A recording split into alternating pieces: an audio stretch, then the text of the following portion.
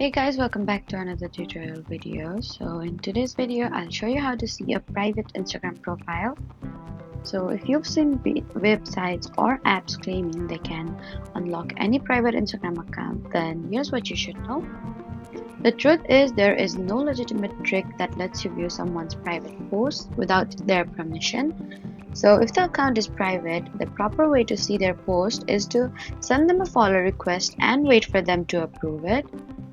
You can still view information the person has chosen to make public, such as their profile picture, username, bio, or other public information. And you should avoid websites or apps that ask you to enter your Instagram login details to unlock private profiles, because these are often scams designed to steal your account. So there is no secret method to bypass an Instagram private profile, but sending a follow request is the safe and legitimate option. So that was it for the video. Please do not forget to like, comment, and subscribe for more helpful tutorials. Thank you for watching.